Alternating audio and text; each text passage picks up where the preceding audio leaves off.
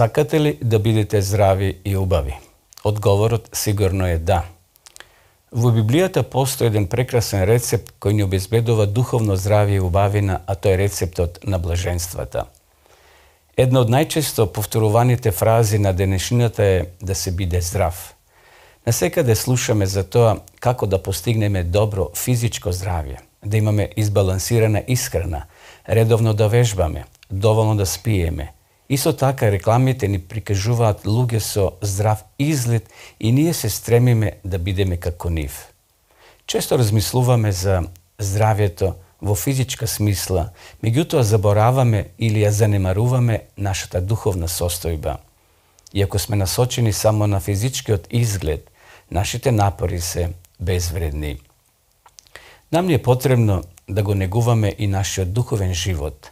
Во својата проповед на гората на блаженствата, Исус ни дава еден од најголемите рецепти за да уживаме духовно здравје и убавина. Здрави се оние кои се прогонувани заради праведност, бидејќи нивно е небесното царство.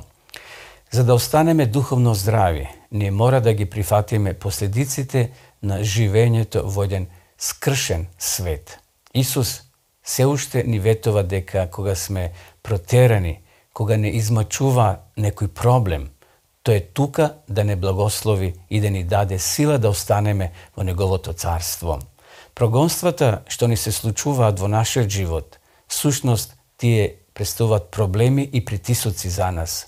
Доколку повеќе кога тежнееме да останеме на неговиот пат и покрај надворешните непријатни околности, нашата награда нема да не одмине.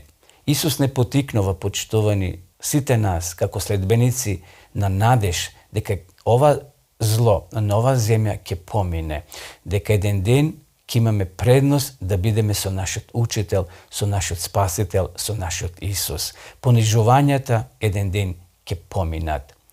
Исус дошол на ова земја да го откупи изгубениот свет. Иако сатаната му се спротивставува, и ден денес Бог, Исус Христос, сака да не спаси. Злите луѓе и злите ангели се здружиле во немилосрден заговор против кнезот на мирот. Иако секој негов збор и секое дело биле исполнити со божествена сомилост, тоа што се разликувало од светот предизвикувало едноставно непријателство од сатаната, бидејќи него одобрувал задоволувањето на грешните склоности на човечката природа, предизвикал неогорчено противење и омраза. Така е и со сите оние кои денеска сакаат да живеат побожно, да живеат со Исуса Христа. Меѓу праведноста и гревот, љубовта и омразата, вистината и лагата постои непомирлив судир.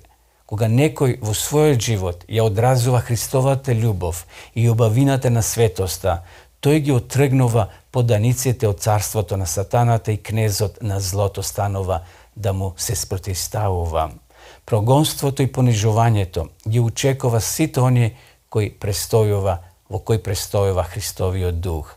Со тек на времето, карактерот на прогонството се менува, но за сето тоа се наоѓа силата на истиот оној дух кој почнувајќи од Авел ги прогонувала Божите избраници. Сатаната во сите времења ги прогонувал припадниците на Божиот народ, ги мачел и ги убивал, но тие и умирајќи победувале. Со цврстината на својата вера го откривале оној кој е посилен од сатаната. Сатаната можел да го мачи и убие телото, но никако не можел да допре до животот кој со Христа бил сокрен во Бога.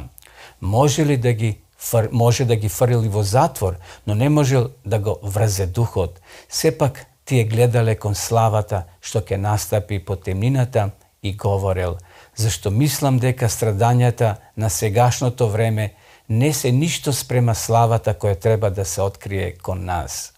Зашто нашите сегашни незначителни страдања ни донесуваат многу пообилна и вечна тежина на славата, вели апостол Павле.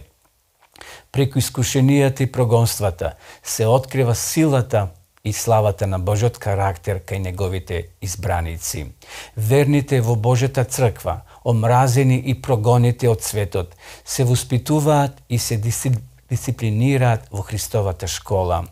Тие на земјата одат по тесната патика и се чистат во печката на неволите. Тие чекорат со Христа низ болни судери, поднесуваат самооткажување и доживуваат горчливи разочарувања. Но во овие мачни искуства ја запознаваат сета стравотија и беда на гревот и на сето тоа гледаат со одвратност. Бидејќи учествуваат во Христовите страдања, одредени се да бидат учесници и во неговата слава. На пророкот преку своето видение му била покажана славната победа на Божиот народ. Тој кажува: „И видов нешто како стаклено море, измешано со оган, и оние што победија, стоеја на тоа стаклено море и имаа харфи Божии, и ја пеја песната на Мојсей, Божиот слуга, и песната на јагнето велејки: големи чудесни се делата Твои, Господи Боже, сведржителе. Праведни и вистинити се Твоите патишта, царе на светите. Тие се што дојдоа од големи маки, тие ги испра облеките своји и ги избелија со крвта на јагнето. Затоа се пред престолот на Бога, кој му служат во неговиот храм и дење и ноќе, и оној кој седи на престолот ќе се всели во нив. Тој е цитат од книгата Откровение. Иако сме заболени од болеста наречена грев, Исус веќе ни обезбедил духовно здравје, своето спасение.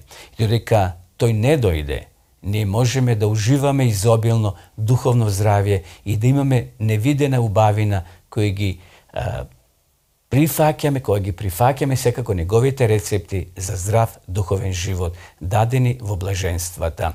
Здрави се оние кои се прогонувани заради праведност, бидејќи нивно небесното царство.